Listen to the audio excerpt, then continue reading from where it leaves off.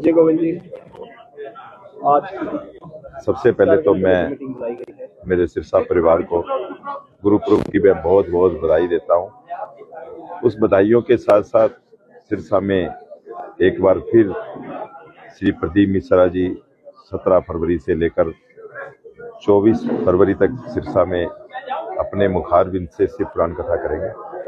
पिछली बार जब श्री प्रदीप मिश्रा जी सिरसा में आए थे तो जब पंडाल में शिव महापुराण कथा चल रही थी तो उन्होंने एक बात कही थी वहां बैठकर अपने व्यासपीठ से कि जो शिव पुराण कथा भारतवर्ष में कहीं भी हो रही है और कोई भी प्राणी अगर मेरी कथा 5 पंडाल में कथा सुनेगा और उसके मन में कोई इच्छा है, उसकी मनोकामना है या किसी बीमारी हेतु या किसी के ब्याह के बच्चे के लिए या किसी भी चीज के लिए, जमीन जायदाद मकान के लिए या काम धंधे के लिए, तो वो मेरी 5 कथा अगर कहीं भी सुनने शिव पुराण कथा तो भोलेनाथ उसकी मनोकामना जरूर पूर्ण करते हैं।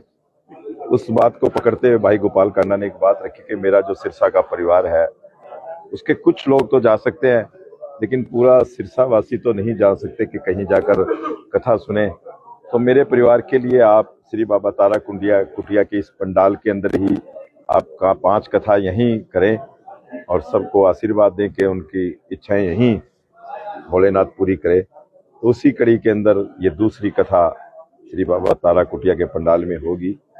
शिव पुराण कथा श्री प्रदीप मिश्रा जी करेंगे। तो इसके अंदर बहुत इंतजाम पहले हमारी कुटिया में कर चुके हैं। हम पीछे धीरेन्द्र शास्त्री जी भी आ चुके हैं और प्रदीप मिश्रा जी भी, मगर कुछ क्योंकि अब की बार जो लग रहा है कि पहले से लोग ज्यादा आएंगे क्योंकि वो अपने मुखारबिंद से इस कथा के लिए हर जगह से चर्चा कर रहे हैं और लोगों को पता है कि श्री बाबा तारा कुटिया के अंदर, क्योंकि श्री प्रदीप मिश्रा जी ने उस कथा के अंदर एक बात ये भी कही थी कि मैंने इनसे इंतजाम या तो कोटा में बिड़ला जी ने करवाई थी वहां देखे थे या तारा बाबा कुटिया में श्री बाबा तारा जी ने जो इंतजाम किए यहाँ देखे हैं मैंने।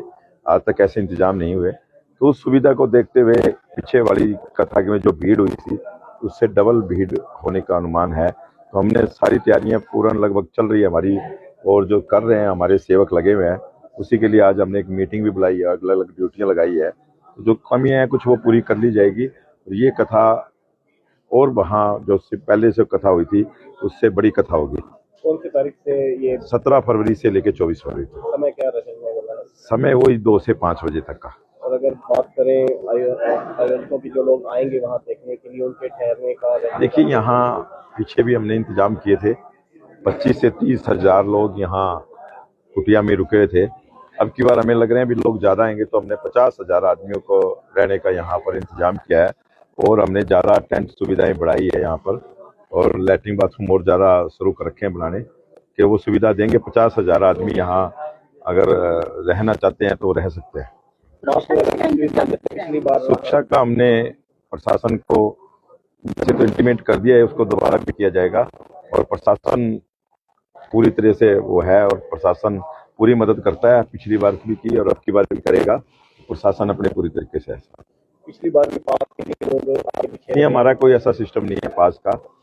जो पहले आएगा वो पहले बैठ जाएगा और सभी खुले हैं, सारे पंडाल खुले हैं, जहाँ भी मर्जी बैठ सकता है। सिरसावासियों के लिए क्या अपील करना चाहिए? मैं मेरे सिरसावासियों से यही अपील करूंगा कि आप ज्यादा से ज्यादा संख्या में यहाँ पहुंचे। तारा बाबा कुटिया में एक महा जो शिव पुराण कथा होगी श्री प्रदीप मिश्रा जी द्वारा, वो सुने कि जो उन्होंने कहा है कि जो मेरी कथा सुनने से, 5 कथा सुनने से मन इच्छा फल पूरे होते हैं, तो वो अवश्य सुननी चाहिए। 5 कथा वो यहाँ तारा बाबा कुटिया में करेंगे तो सभी को, क्योंकि लोग जा नहीं सकते बाहर।